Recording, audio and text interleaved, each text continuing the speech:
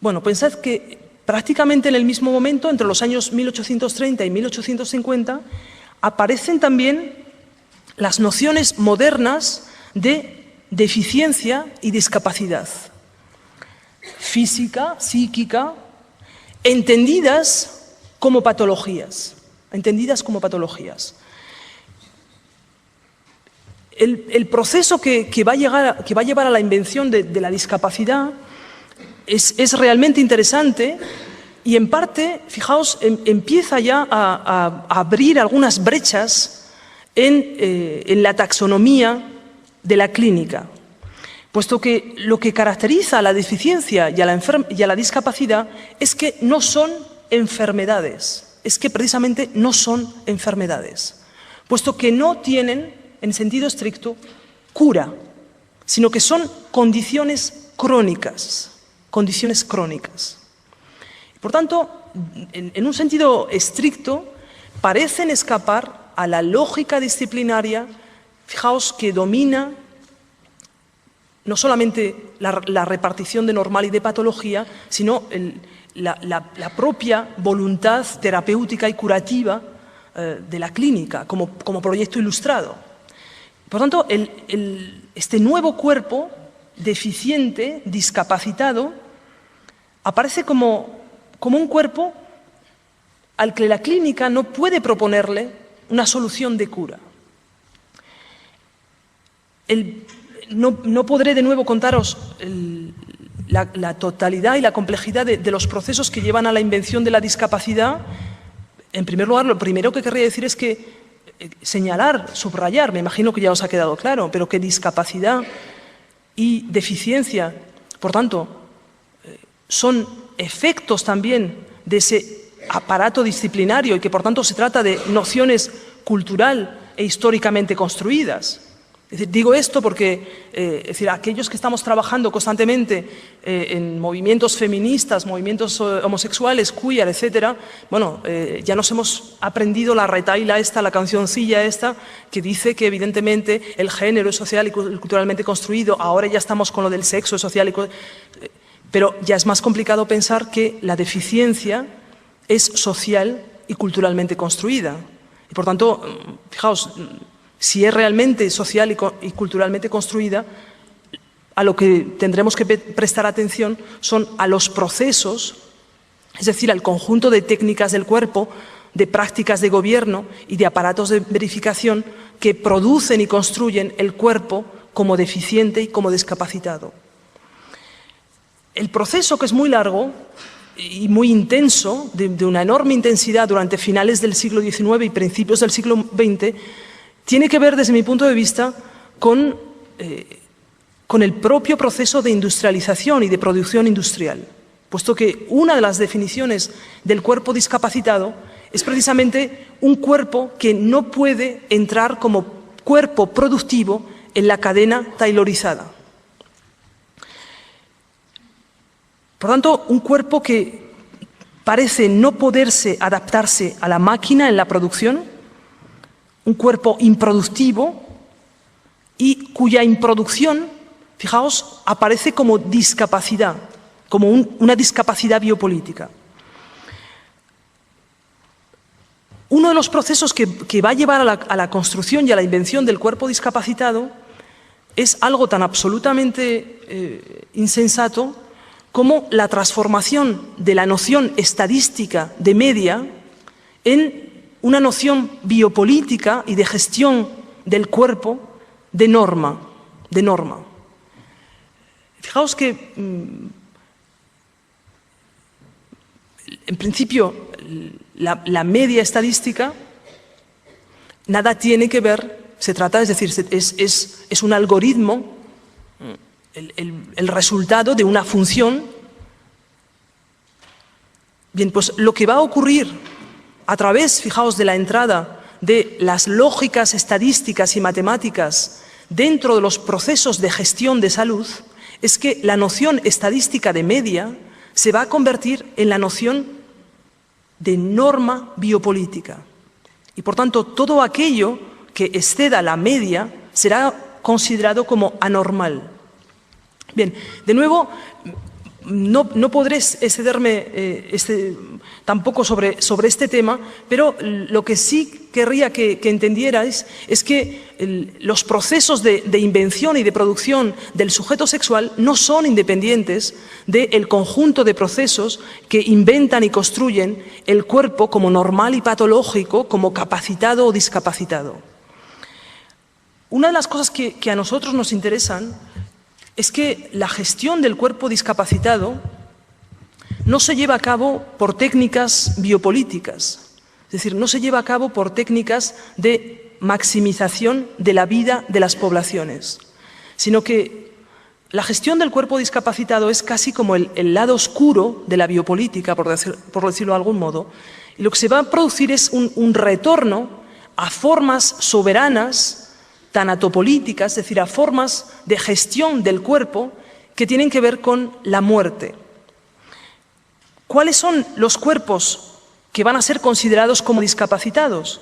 Y por tanto, fijaos, lo que intento es que veamos que ese conjunto de nociones, incluso la noción de feminidad en sí misma o la noción de homosexualidad, pertenecen en el siglo XIX a taras, es decir, son consideradas como taras patológicas que deben ser eliminadas en beneficio de la reproducción del cuerpo nacional sano. Y que lo que vamos a ver como movimientos de revolución somatopolítica posteriores, fijaos, es un proceso, un enorme proceso de despatologización del cuerpo. Es decir, cuando digo despatologización, a lo que me refiero es que los diversos movimientos van a poner en cuestión el aparato de verificación biopolítico. Es decir, van a poner en cuestión los criterios, el conjunto de criterios, el aparato discursivo de representación que permitía considerar el cuerpo homosexual como un cuerpo patológico, enfermo. Por tanto, fijaos, ese movimiento o el conjunto de movimientos políticos no solamente está interviniendo sobre las prácticas de gobierno del cuerpo, sino también está intentando modificar, fijaos, el conjunto de discursos y de representaciones que definen a un cuerpo como normal o como patológico. Y por tanto, en muchos casos se va a tratar de una crítica y tremendamente virulenta de los propios discursos científicos. Cuando dentro de la clínica van a aparecer esas nociones de discapacidad y de deficiencia y de patología psíquica y física, las taras hereditarias que van a ser, es decir, que el conjunto de médicos van a definir como idealmente reductibles en beneficio de la producción de un cuerpo nacional sano, son tan amplias como enfermo mental, homosexual, tuberculoso, y ya sabemos el tuberculoso evidentemente que peca de feminismo, tuberculoso, prostituta, epiléptico, sifilítico, neurótico, sordomudo, hemofílico. Me paro aquí porque la lista, es decir, fijaos, esa es la taxonomía de gestión del cuerpo patológico que está proponiendo el aparato clínico del siglo XIX. Claro, desde ahí nosotros podemos empezar a leer los distintos movimientos somatopolíticos que van a aparecer a partir, fijaos, de finales del siglo XIX, incluidas las sufragistas, como una crítica de esos aparatos de verificación, una crítica de los discursos, de las representaciones y de las técnicas de gobierno que definen el cuerpo normal y patológico. ¿Por qué? Dicho sea entre paréntesis, porque lo que caracteriza al cuerpo patológico es que no tiene acceso ni al aparato de verificación ni a las prácticas de gobierno. Eso es lo que nos ha caracterizado históricamente. Hemos sido definidos como cuerpos que no pueden tener acceso ni al aparato de representación y de producción de significado, ni a las prácticas de gobierno. Y eso en beneficio de la salud del cuerpo nacional. Bien. Claro, esto, es decir, a finales del siglo XIX ya estábamos mal y ya estábamos en una situación suficientemente compleja y bastante, es decir, lo curioso es que hayamos sido segmentados por unos procesos de emancipación política que fundamentalmente han sido identitarios. Porque fijaos que la repartición y la taxonomía de la clínica del siglo XIX nos había dejado en una situación en la que la revolución somatopolítica hubiera sido espectacular. Es decir, hubiéramos podido hacer una alianza somatopolítica de sifilíticos, tuberculosos, prostitutas. No, esta es a la revolución a la que yo os llamo. Es decir, y os lo digo, aquí me dejo investir por no yo personalmente, sino, es decir, a la que históricamente la tradición del feminismo y la tradición del movimiento homosexual han renunciado precisamente por un conjunto de segmentaciones identitarias. ¿Cómo es posible que el feminismo haya dicho nos ocupamos de la emancipación de la mujer, entendida esta como mujer blanca heterosexual, es decir, como útero reproductor de la nación centroeuropea y del cuerpo sano, que el movimiento homosexual haya dicho nos vamos a ocupar de los procesos de emancipación del cuerpo homosexual, cuando lo que teníamos, fijaos, precisamente a través del entramado discursivo con el que habíamos sido construidos en la clínica del 19, estábamos en una situación, es decir, las alianzas posibles para hacer una revolución contradisciplinaria eran espectaculares. Bien, pues lo que hemos visto históricamente ha sido precisamente lo contrario. Ha sido la sucesiva purificación de los movimientos, tanto feministas, es decir, la exclusión de ¿qué? La exclusión de las lesbianas del movimiento feminista, pero la exclusión también de las mujeres emigrantes, de las mujeres no blancas, de las prostitutas, evidentemente de las sifilíticas, evidentemente, etcétera, etcétera. Por lo tanto, un proceso de purificación en beneficio de supuestas políticas de identidad que lo que han hecho ha sido, evidentemente, impedir que como colectivo somatopolítico subalterno pudiéramos echar abajo el aparato de la clínica. Bueno, os voy a decir por qué creo que de nuevo estamos en un momento histórico crucial y que si nos dejamos, es decir, si otra vez nos perdemos en un conjunto de luchas identitarias, evidentemente ya no solo no echaremos abajo la clínica, que ya se está encargando el neoliberalismo de echarla abajo, sino que efectivamente seremos de nuevo retaxonomizados y resegmentados por los propios aparatos farmacopornográficos. Quería presentaros hoy el trabajo de una activista autista americana que se llama Amanda Baggs.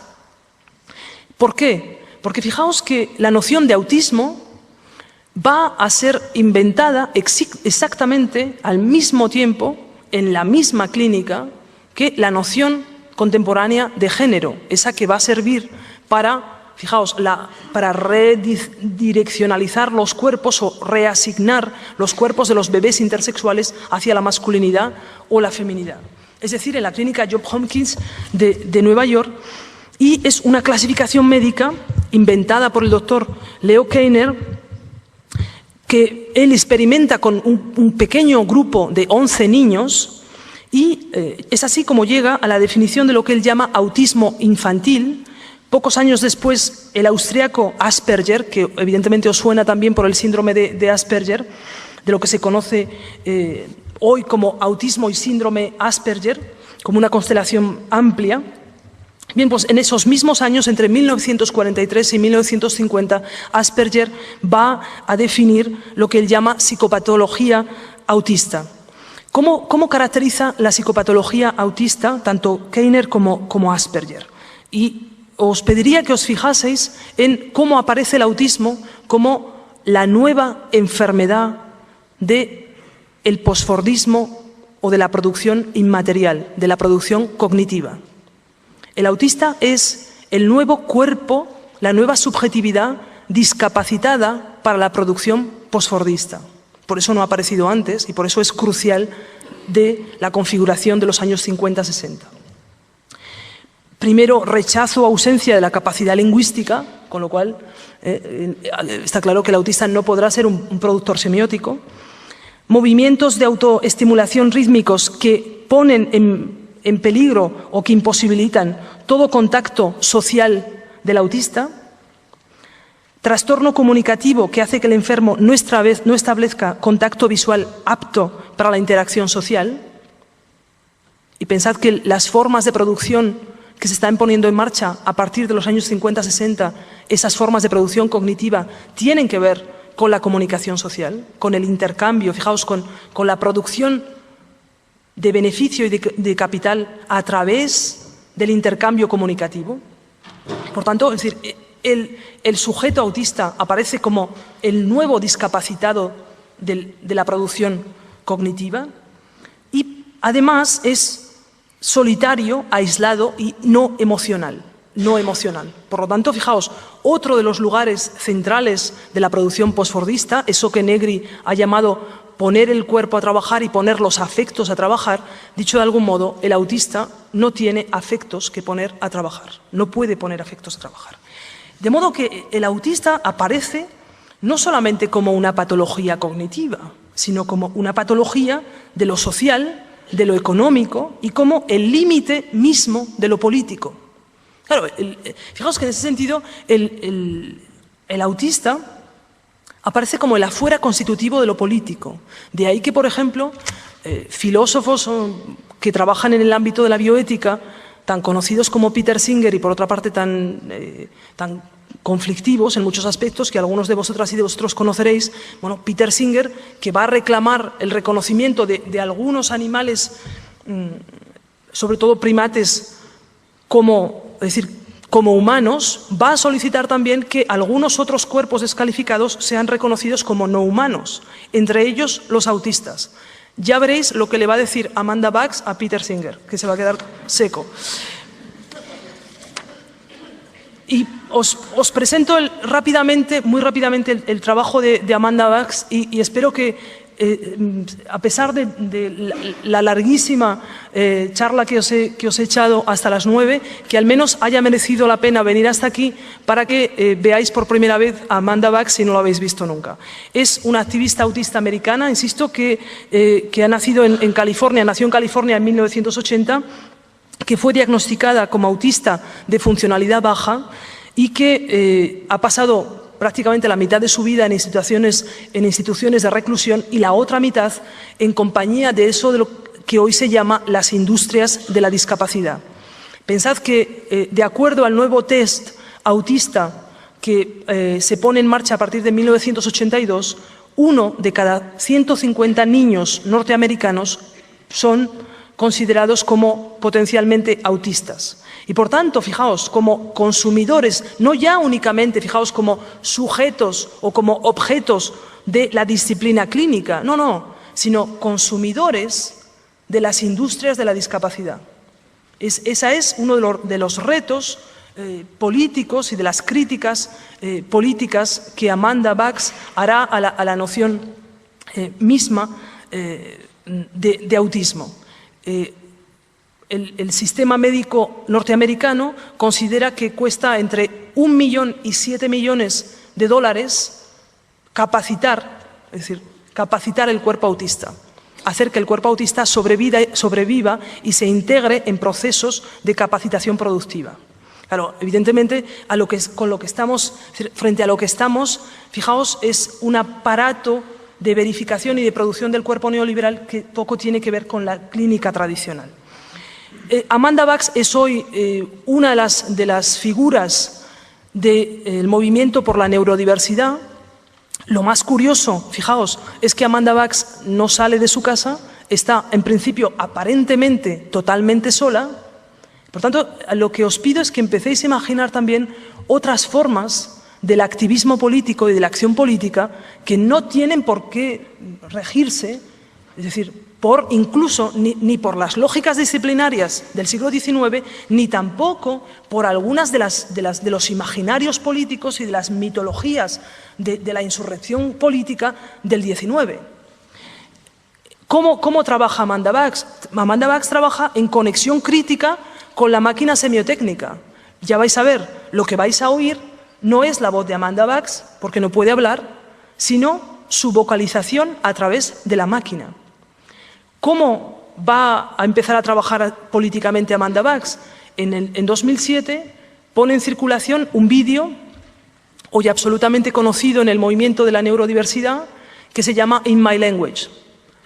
Y este vídeo genera una turbulencia tan absolutamente inaudita en el ámbito de las industrias de la discapacidad en Estados Unidos, que fijaos, todo un conjunto de médicos van a decir que Amanda Bucks no ha podido hacer el vídeo que ha hecho y que evidentemente hay gato encerrado y que alguien está manipulando a los autistas y que nunca un autista podría decir lo que está diciendo Amanda Bucks.